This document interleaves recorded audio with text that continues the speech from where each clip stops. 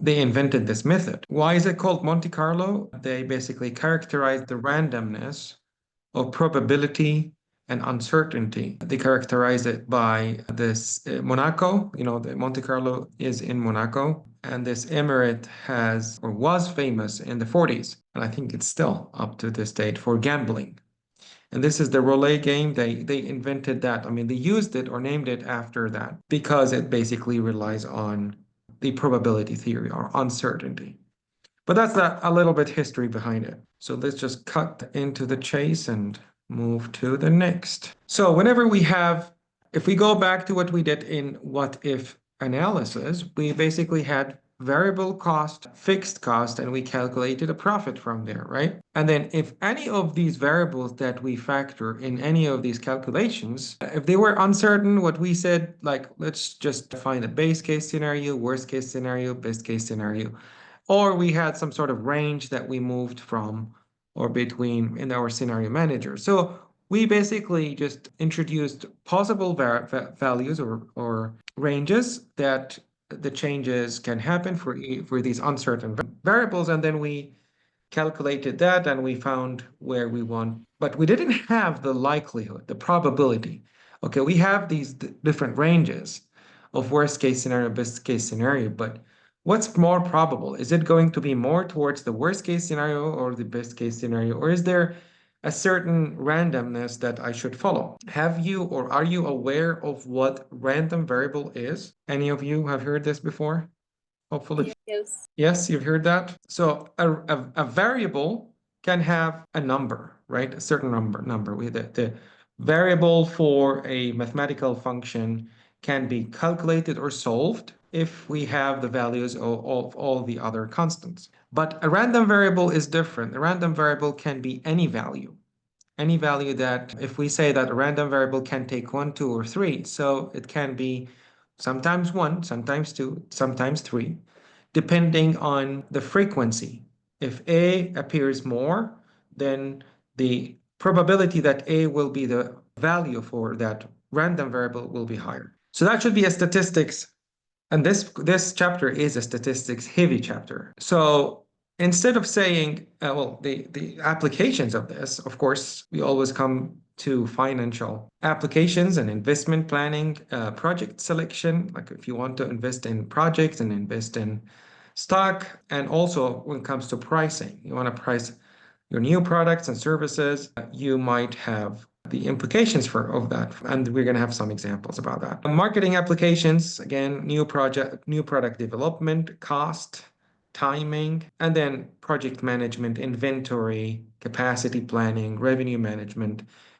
Simulation is used heavily in other applications, and I would say actually simulation is very popular now in almost all disciplines, all business disciplines. Probability distribution. Now, in simulation models, we said in the what if scenario analysis, we were not sure about the quantities, for instance, demand. So what we did is like, let's assume what if the demand is less than that or greater than that, and we calculated for that. Now, what we're going to do instead of doing this, we're going to apply a probability distribution that automatically generates random number based on their frequencies. And that's how we capture these individual or specific variables that are uncertain. So uncertain random variables, whatever you want to call them, they're uncertain variables. They're random inputs. They take a range of inputs between values or within an interval. Specific probability distributions will basically be applied to random variables.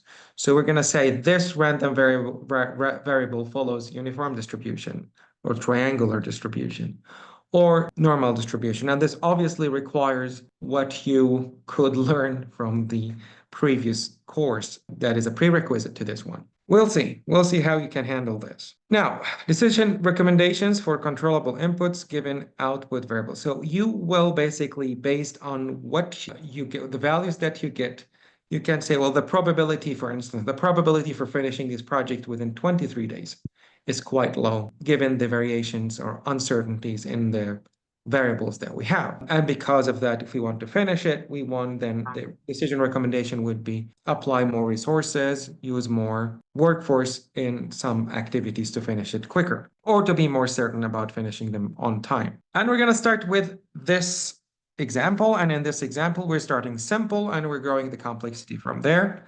So this is a medical, let me see. Yeah, this is a medical equipment manufacturer, and they're going to produce a new device. So they want to see the first year profit potential for that new medical device. What we start is as usual. We have the first part that we call input, and then we have another part, and let's put that right here for now. We call it model. So model is going to take whatever that we're trying to guess. In this case, it's profit, right? This is very similar to what we did in linear programming. We have input and we have model. Now, to determine the first year profit, we have the selling price. Okay, what value is this going to be sold for? What is the selling price of this device? Okay, and this is going to be called P. Now, first year administrative and advertising costs. And let's call that just overheads. So costs, other costs, and we're going to call this CA. All right, so CA. That's administrative cost. Gonna make the C small. And then direct labor cost, and that is CI. And this is per unit, okay? CI, and that's per unit, while these are, so what does per unit and what's the difference, you think? What does this make this category belong to? Anyone? The quantity or the units? So if it's per unit, then it's variable, right? It varies with the number of units sold. If it has just costs without any addition, then that's a one-time fee that you pay. So that's like a fixed cost kind of category. So this belongs to a fixed cost category, while this is a variable cost category. And then we have the parts cost per unit. This is probably material cost. So parts cost, again, per unit. And then that is CP.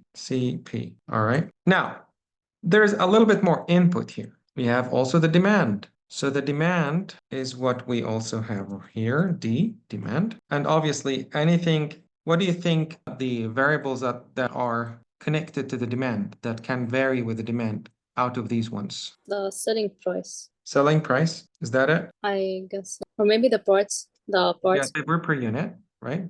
Because this change unit, and then we have parts cost per unit, material. So in any of these scenarios, we have revenue and we have costs, total cost, revenue, total revenue. So what would be the total cost here in this case? What do you think? Any input? The revenue minus the expenses. There's a fixed cost category here. The cost that we pay regardless of how many products that we produce. And that's the overheads, right? The administrative and advertising costs, right? Yeah. We're gonna pay for this no matter what. So that's gonna be this first category, and that is our fixed cost category. Plus, now we have some parts that will vary depending on how many products we're going to produce and sell. So it's gonna be basically how many products that are demanded times this category, which is then per unit, plus the direct cost, which is also per unit, plus, yeah, that's it, these two. And then what about the total revenue? This one is a straightforward, right? It's demand times what? Selling price. Selling price. You're focusing. So the profit would be what in this case? Total revenue minus total cost. That's exactly correct. So now we have our model, everything is connected, and it looks nice. Let's see what this case gives us. So they say that they did this market research and they are certain about the selling price. They say that the selling price that we can compete with and that we can sell for sure without any problems should be 249. So we're certain about this. This is why this is in green. We're certain. There's no problem with that. What else? You see also the administrative fee, what the cost of the administration and advertising. This is also sure. There is no uncertainty about it. And it's $1 million. And it makes sense because usually you know what you're going to pay for these kind of services. And you pay for that once. Now, there are base estimates for uncertain inputs. What are the uncertain? All these are uncertain inputs, unfortunately. We don't know them for sure. And when we say base estimates, let's say that this is the initial estimate, This is not the best case or worst case. This is just what we believe to be the base. So for the direct cost, we have 45 and we have 90 for the cost per unit, the direct cost per unit. $90. And then the demand is estimated to be 15,000 as a base estimate, 15,000 units sold. So this is one picture, and all of these are uncertain values. We're not sure about them. These are just base estimates. All right, now we've done this base estimate. I'm just going to show you what would happen if we have, so these are just the calculations that we did, and we generated the $710,000. Now, what would happen if these uncertain values are changed? And if we say that, well, we can range between worst case scenario and best case scenario, and this is this is just regular what if analysis that we did before. If we say that the worst scenario is that we sell this for 40, let's say that we sell this for 47, that's the worst case. So this is base case. We're not going to use this in this kind of example. I'm just showing you that this is going to be worst case and this is going to be best case. So these are going to be the same. They're not going to change because these are certain variables. But what we have as worst case is that the labor cost is going to be slightly higher than the base case, and the best case is going to be slightly lower. So it's going to be cheaper for us. And for the parts, it's going to be 100, more expensive, and a little bit cheaper in the best case scenario. And for the demand, it's going to be 0. So we're not selling anything. And the best case scenario is going to be double what the base case is, which is 30,000. So now, these are all uncertain. If we scroll this to the left, we're going to see these numbers. So the total revenue here is going to be 0, and the cost is going to be 100,000. And then in the best case, we're selling, basically, we're going to get $2,780,000 in that case. Okay. Now, there is a problem with this. Can you think of it? What's the problem in this kind of analysis? There's a missing piece. Any guess? Do we know? Any indication? Is it closer? I mean, what's the likelihood here? Is it closer to the best case or closer to the worst case? Or is it the base case that we should favor? What is it, the likelihood? Do we have that? Do we have the probability? Anyone wants to answer? It's quite calm I here. guess we need the probability to decide. Yes, we know that, well, worst case scenario, we sell nothing. Best case scenario, we sell 30,000. But we don't have any probability what the numbers of these values will range. I mean, are they closer to what kind of, well, what's the mean, for instance, and the variability around that, okay? We don't have that. And this requires data collection. You have to see how much you've sold, how much did this cost you before, the parts, how did they cost you from the suppliers, for instance, and the demand for similar products, how does it look like? So you have to collect data about this. And basically what we assume here is that you've done this. You've collected the data. You did the due diligence for it, and you collected the data. And the data should be fitted and the data tells you what kind of probability distribution you should follow for each one of these uncertain variables. And that's what we're going to do. What we miss, basically, we have the magnitude. This is risk. We've got the risk, but we don't know the probability of that to happen. The probability that we're selling 0. What is that? Or is it more that it's certain? Is the uncertainty concerning that is quite low? So the probability of that is quite low, that we should ignore it. We don't have that magnitude and probability in this kind of risk analysis. This is where what if scenario analysis stops and falls short. And that takes us to what we calculated. And now we are going to change these numbers. We're going to forget about the worst and best case scenarios in this case. And we're going to focus on making these more realistic estimates based on data that we collected. So let's assume that we collected a probability about each one of them. I'm going to start one by one with the direct labor cost. Let's say that the direct labor cost And by the way, here, the way we generate randomness, that uses what we call rand. So if you type on your Excel equals rand, this rand, if you close it just between two brackets, it's going to generate a fraction. So 57%. If you refresh, it's going to change. It's a random number. Any value between 0 and 1. So 1 is not included, okay? 0 is not included. Any value between these are going to be generated, is going to be generated. So this is the randomness you generate. So now it's 17%. Every time you refresh, it's going to be generating a random value between 0 and 1. It's a fraction, okay? And that is done using a uniform distribution, okay? It's basically the probability of 0 and the probability of 1, and any numbers in between are all equal.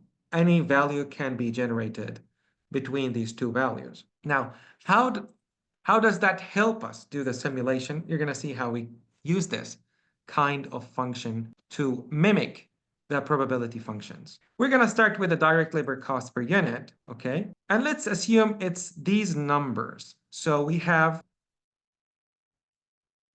if we look at from 0 to 0.5, for instance, we have, the probability of $43,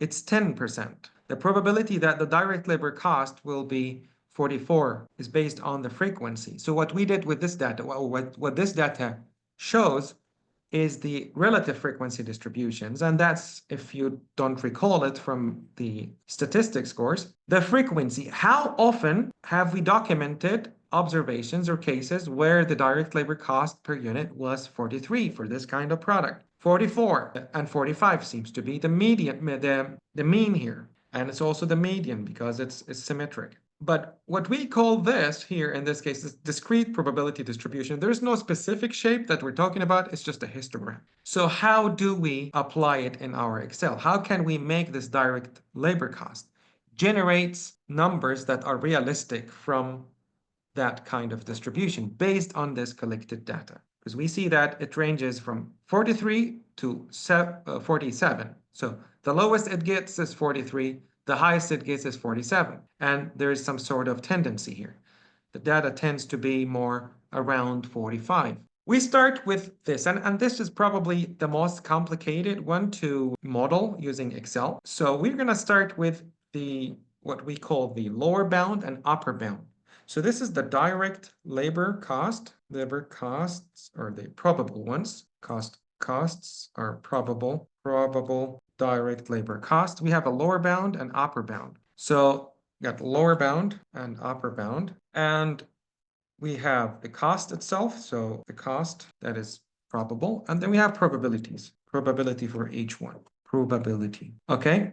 So we've got 0.1, which is 10%, 0.2 for the second, 0.4, and then 0.2. They should all add up to how much? To 1. 1, yeah, that's exactly correct. So the sum here should be 100%. Otherwise, it's incomplete. And then we have the cost here, 43, 44, 45, and 46, 47. Now, the lower bound would be where we start. We start from 0.10. Well, we start actually from 0% probability. Okay, but then we add 10% to that. So this is going to be this plus this, right? Now, the next one will start from where? It will start from this where we reached. We arrived at 0.1, which is 10%. We're going to build on that. And this is going to be this 10% plus what? Plus 2. So this is going to be 30%. And we're going to basically just continue this that way. As you can see here, you're going to need to go all the way. So it has to close with 10%, with 100%, similar to that one. So that's the lower bound, and this is the upper bound. Now, how do we model the direct labor cost to capture that is the question here. We're going to use VLOOKUP, and we haven't used that before. I'm going to copy and paste that for your, this is the complete one that I'm going to share with you. Copy and paste it for time purposes, just not to make this video very long. So that's the direct, it was a static number. Now it's going to be a number that looks like this. So what we are going to do here, we say that generate a number, a random number between 0 and 1. If this number here is going to be, well, let's say if it generates 0.15, it's going to be between these two, okay? This is the range that this function should look through. And then what we want to be returned is the cost corresponding to that interval. So this is column number 1, column number 2, column number 3. This is why we have 3 here as column index. And then we type true. So if we enter here, see that now it actually, because the number that was randomly generated here as a fraction between 0 and 1, because of that is between 0 and 0.1, so it's probably something less than 10%, it chose this randomly, okay? Now, if we refresh, you see that this number is going to change depending on what RAND produces. It's going to change every time we refresh the sheet. And that's basically what this way you have already modeled this part, the discrete probability distribution. And that's I would say the most difficult one. The other ones are pretty straightforward. So moving on to the parts cost per unit. Parts cost per unit was 90 as a base case scenario. And we say that actually, according to the data that we collected, it follows a uniform distribution. And if you don't remember that quite well, we have two values. Any value between these two values can happen equally the same. So the odds of that to happen are equal. 80 can happen. It's more like it's the same likelihood for 80 and for 90 and for 10, for 100 and for any number in between. And for that to be modeled, we have to follow the uniform distribution. Now, the uniform distribution, just to ask you this question, what is the least value that can happen here? Is it 80, right? Yes. That's the least probable cost, part cost. So we type 80. And then we want to add to that, so this is the 80 here. We want to add a probability. Now we want that we know that RAND produces a probability of a fraction between 0 and 1. So a fraction of this entire range. So 100 minus 80. So basically what we're saying, it's 80 plus whatever random number that can be generated. So you're saying RAND times 100 minus 80. And there it's going to be always a number that is generated. So sometimes in 97, sometimes it can be different. That depends on what RAND generates. It's a fraction between 0 and 1. So what you're saying is basically 80 plus any fraction of this square of rectangle, to be precise. An example here would be, that's called the lower bound and the upper bound. So it looks more complicated than what it is. Basically, what we're saying, if the fraction generated 0.4, that's going to be 45% of this rectangle is added to 80, and that's 89. So this rectangle alone is 9.15, okay? And this is how you brought life to this part cost. So this is now more, again, this one has become more subject to probability, this one too. Now we're going to move to the last part, and that is demand. Now, according to demand, or the data that we collected about it, the demand is normally distributed. Do you recall anything about normal distribution, the bell-shaped curve? Yes. Yes.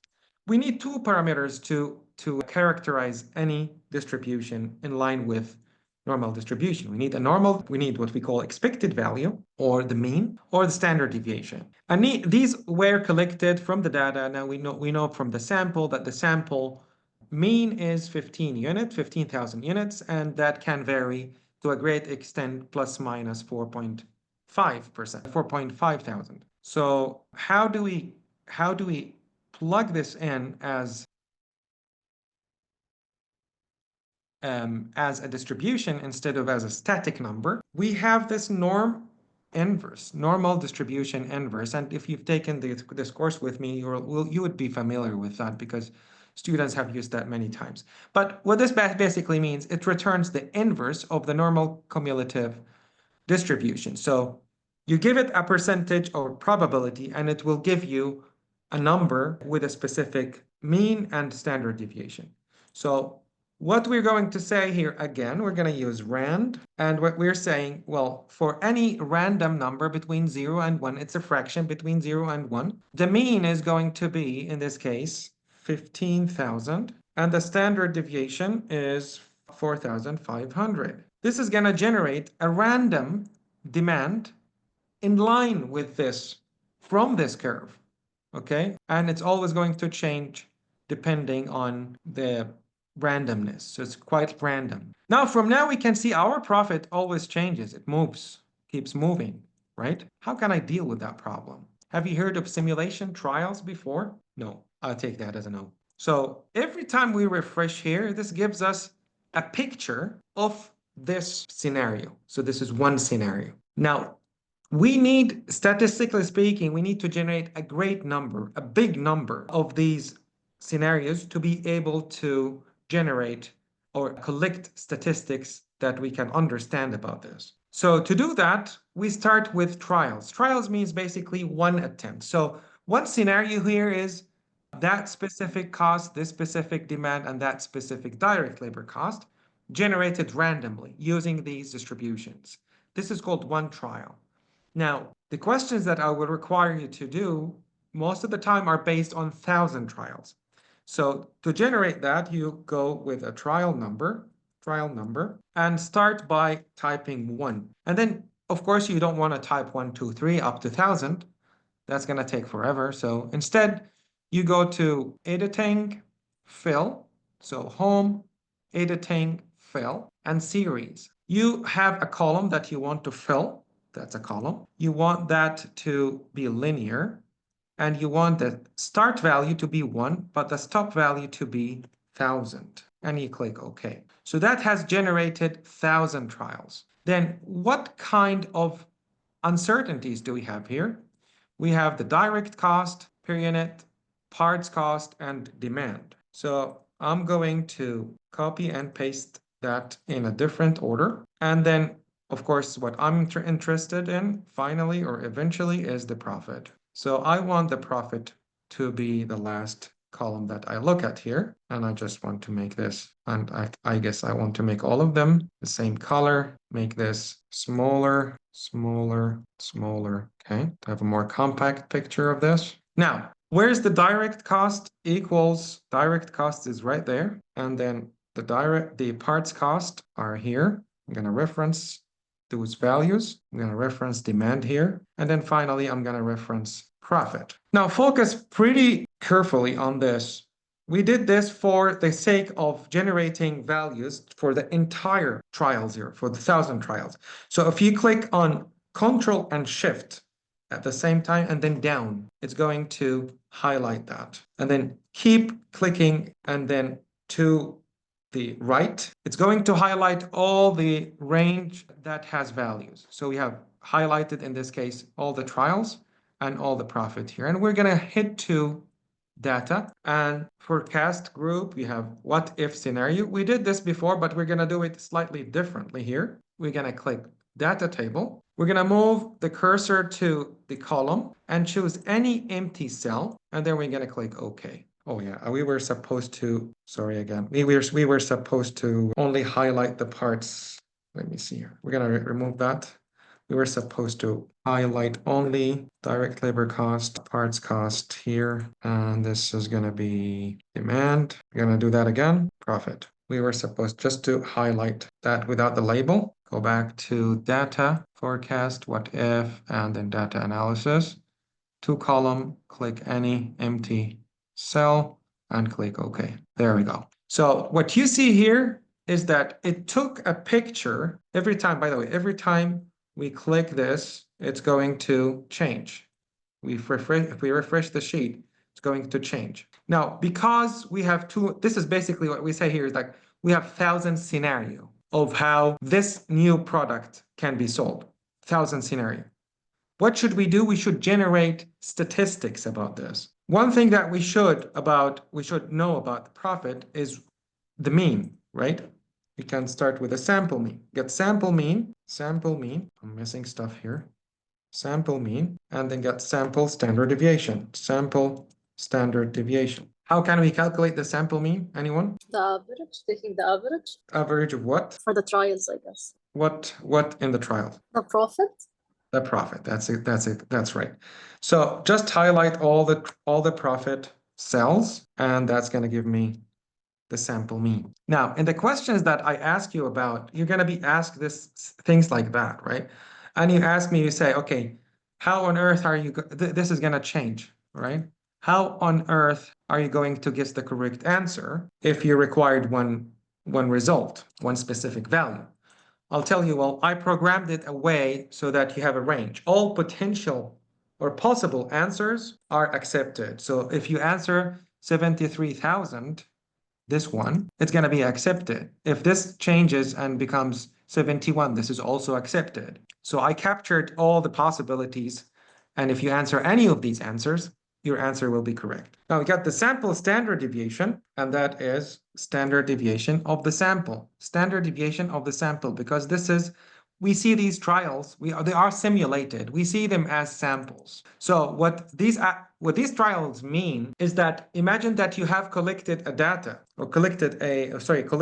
about the scenarios of what this product can give you in terms of profit. You have generated or simulated 1,000 picture of this. Now, let's calculate the standard deviation. And because this is a sample, we have also to calculate standard error, standard sampling error.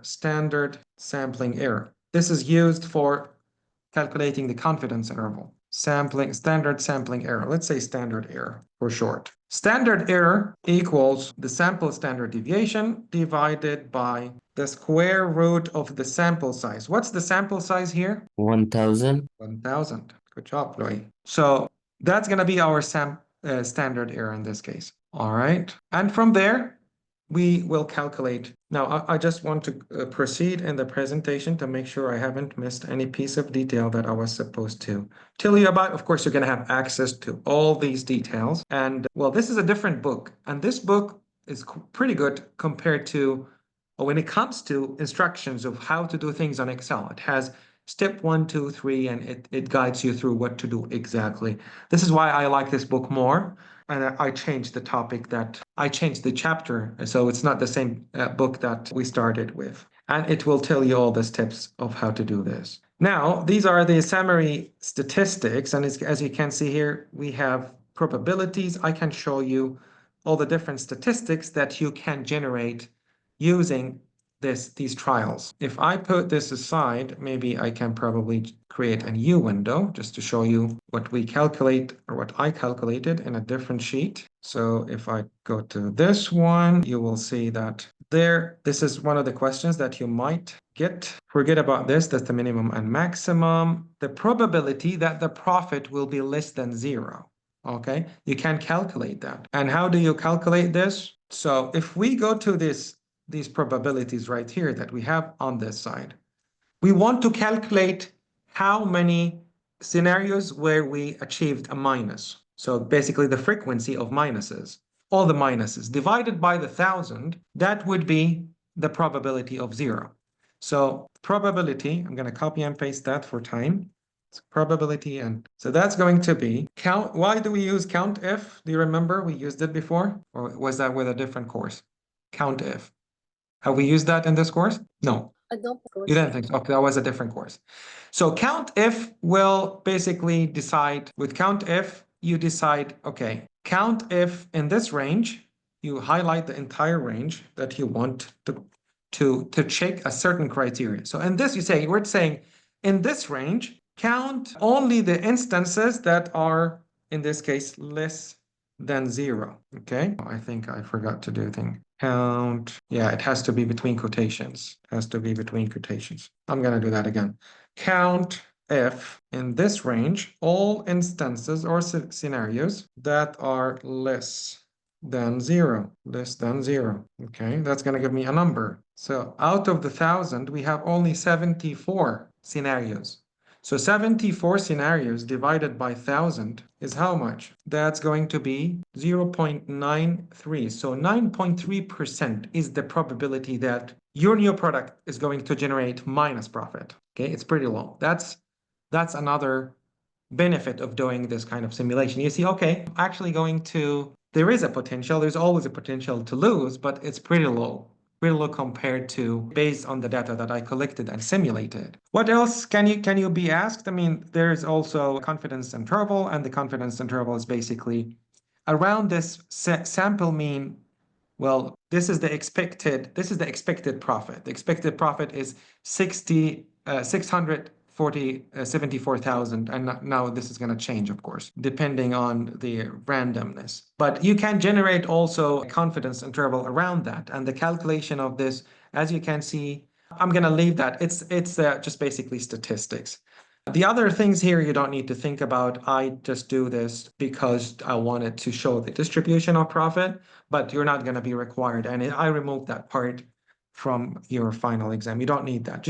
You need to answer questions similar to this. The probability of a profit or probability of a project that's going to take longer time than a specific number, depending on what we're looking at. Okay? Questions? I didn't stop. I just continued. Questions? Please stop me if there's anything that doesn't make any sense for you. Do you see what we do here? Why is this changing every time we highlight or we refresh our sheets? It's always going to change every time.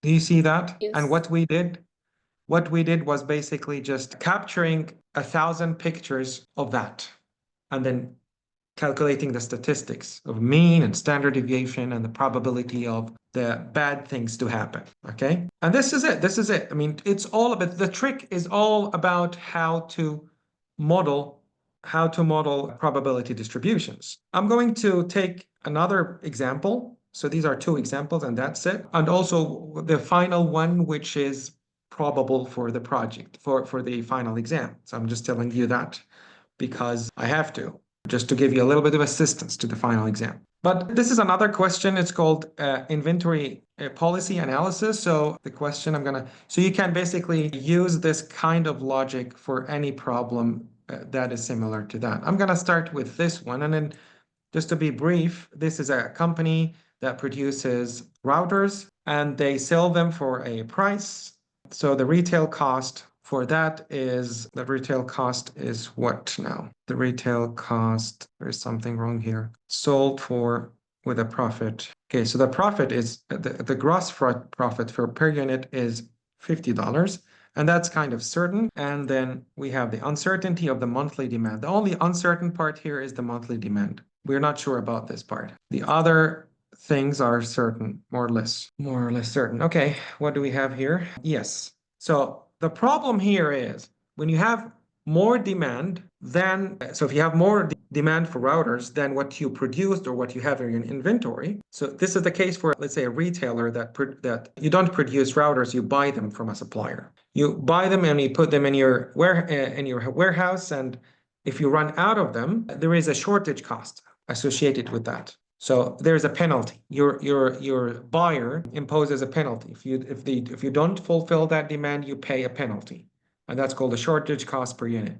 But if you fulfill that and you have excess, so you have more products in your inventory, in your warehouse that you haven't sold, there's also a holding cost. So there's always a cost. You have to consistently balance demand versus supply. They have to be equal. Now, and that's called the replenishment level. So replenishment level basically means because this is not a production, it's not production versus demand, it's basically replenishment. So what material you have in your warehouse. So you have $15 per router that you don't sell if the demand is less than the replenishment. So that's the holding cost, and that's uncertain. No, that's probably certain. We'll know about this later. If demand is greater than replenishment, then you have a shortage cost, which is $30 charged for each not satisfied product. So if your buyer or customer does not get their routers, you have to pay them. And you have a stock out kind of situation here. So the uncertainty is demand, and you have the profit. The replenishment level we have an equation for each one of these. So we have scenarios here. If the demand is less than replenishment, the monthly net profit is going to be 50. That's the net profit. It's going to be 50 times demand. So it's going to be 50 times demand, which is uncertain, minus 15 times the difference between. Now, why is that? If the demand is less than what you have, what you are going to incur in terms of holding cost is just the remaining routers in your warehouse. So you're not paying the holding costs only for those who are not that are not sold. So that's going to be Q, which is this one, Q minus D, the demand. But this is only one scenario. We also have another scenario, which is, well, if we have demand more than replenishment, we're going to pay for the charging, the shortage cost, but we're not going to pay for holding costs because we have sold, we ran out of routers. We're not paying holding cost for that. So there will be another scenario for that. And to capture that completely, I have this if analysis here for the net profit, just to show you this. So the replenishment level is the decision of how many products you need to buy. This is a decision here. How many products should I get to fulfill demand? All right, and sales would be the demand. So the demand and the gross profit, holding cost is the total of the holding cost. So they represent these different parts just here. So if I start with a gross profit, that's going to be 50 times the sales. So whatever that you sell, it's not the demand because sometimes you don't have that product. It depends on if you have that demand or not, okay? The holding cost, well, that's an if statement. It only applies if you have more products than, so it's basically if the monthly demand here is less than what you have in replenishment, what you decide to order from your suppliers. So the replenishment is that decision. And then the shortage cost is the opposite scenario. So when you have this as 0, this is going to be a number. When you have this as 0, this is going to be a number.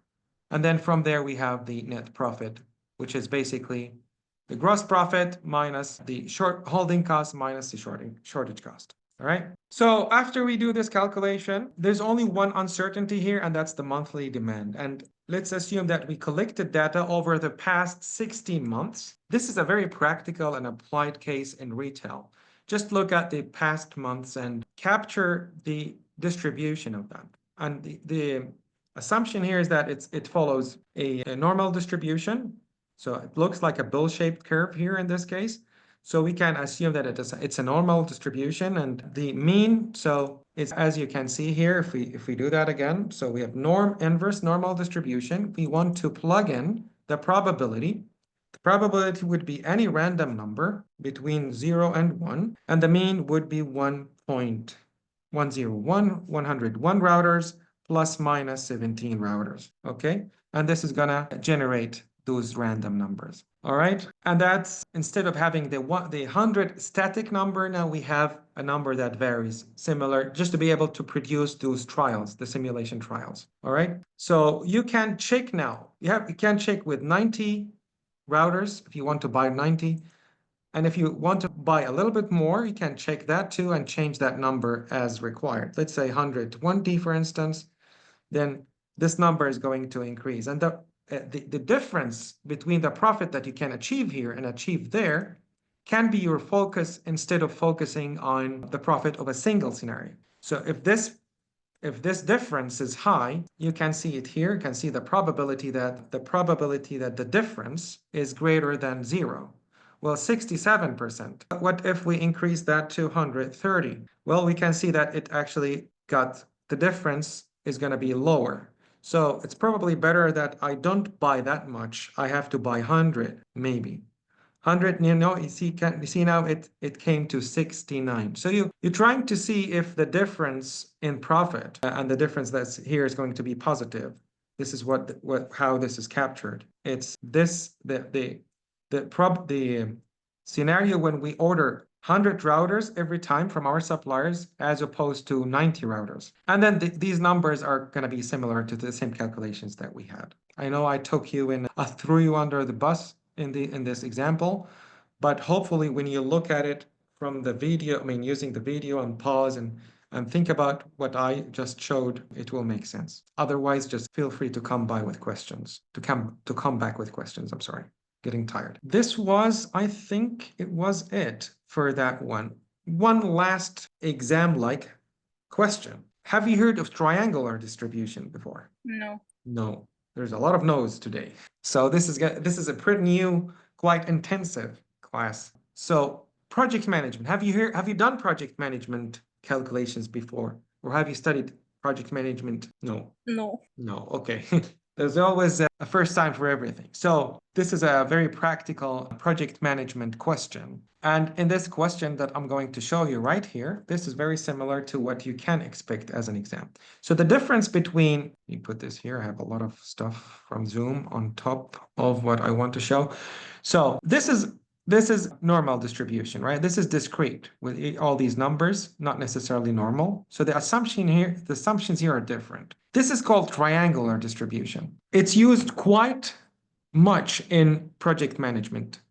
So, in projects, they have activities. Let's say that you want to, very simple thing, organize an event, right? You have activity one, you break it down into several activities, right? There's an activity that should happen before the next activity. So you have to contact whoever speakers, for instance, and before they actually do their speeches, right? So that the activity, there's a precedence to the activity. One activity should happen before the other, and so on. And there is a critical path that determines the length of the entire project. Now, for each activity, there is an estimate of the minimum and the maximum time it can take and the most likely. So the minimum here is captured by A, maximum is captured by B, and most likely that's the one in the middle. So in this example, we have a project. And that's the question on Moodle that you have on Moodle. And I think it's about organizing a concert. So you have all the activities, but negotiating the contract with a selected musician, and then you reserve the site, logistical arrangement. So these are all A, B, C, D, E, F, and G. That's the last one, but they happen in a certain precedence. Now, for each one of these activities, they can take days. So the number of days that they can take minimum to be able to negotiate a contract with selected musicians according to the input here. The minimum, this is, by the way, this is a practice for project management. We come to a project, we come to each activity and say, this is going to take minimum. Some of us will take number and we take that average, and average would be minimum, maximum, and most likely. So minimum is 5 days, maximum 9 days, but most likely 6 days. This is why it's triangular, minimum, maximum, and most likely in the middle. So these are all the scenarios here, and these are the activities. So for each activity, I want to decide what is the probable duration. And that's the calculation of this is the triangular distribution. And the triangular distribution, it's basically from here to here, we calculate the area under this triangle curve. So from here to here, that's going to be a certain, because we have the line going up, we're calculating the area under that curve, so that geometric. Okay, that's why we have that. I have the function right here that you can see. Now, this is an f function because it basically says if this is this line, calculate a certain calculation to calculate this area. If it's this line, then calculate it a different way. We calculate it from the most likely to the maximum. So that is this is the formula for the both cases here. So once we calculate the duration for each one of them, there is a rand function that is plugged in. So this rand decides how much of that first half of the triangle should be considered, if that's what applies. If the other, then we have another rand for that else, for that part, if that applies, if that other half applies. So how much of that is random? And from there, we get the total project duration. What do you think the total project duration would be? It would be the one that has the longest. So if we come here and look at what's the longest here? What's the longest? It's going to be the maximum. How many paths do we have here? How many paths to finish, from start to finish, do we have here? 7. We have 1. So from start A, C, E, G, and then finish. And then from start B, D, F, and then finish. That's second. And then the third would be from start B, E, G, finish, right? We have three paths, right? Yeah, 3. Then we want to take always the maximum, the one that is the maximum among these. So when I come to the project duration, what I say basically here, A, C, E, G, all the durations, the corresponding durations, I have here A, C, E, and G. So the selected here will be A, C, E, and G. That's the first part right here. And then the second path is basically B, D, and F. And the third one is the third path. Whatever that is highest, it's going to be taken because I use the max function here, all right?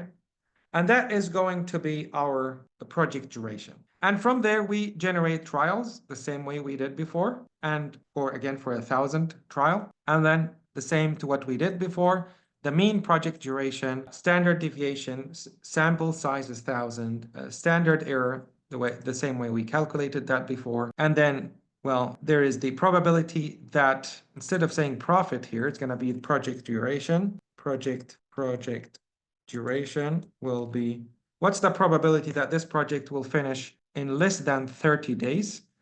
We're going to do the same thing. We count if we have 23 or less. So less than 24, right? Or we can say equal to and less than or equal to, I guess. Yes, less than or equal to 23. And that's 14%. So the probability that we will finish this project in equal to or less than 23 days, it's going to be around these numbers, 14, 15. And again, if you get this question on Moodle, make sure that, or be sure that I programmed it so that all your acceptable answers are included. So if you answer 13, it's going to be accepted. If you answer 15, it's going to be accepted, and so on. This has gone so fast, I know, right? But if you have any question now, please let me know. Otherwise, if you have later, I will be happy to explain it for you.